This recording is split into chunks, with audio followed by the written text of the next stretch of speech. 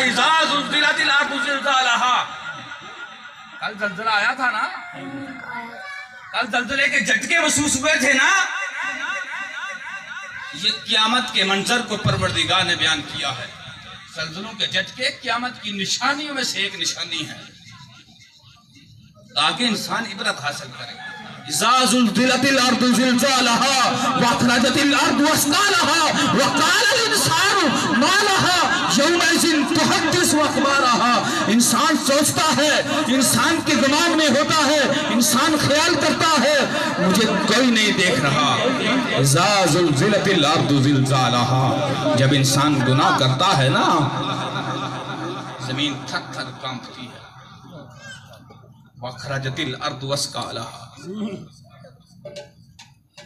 जमीन अपना बोझ बाहर निकालती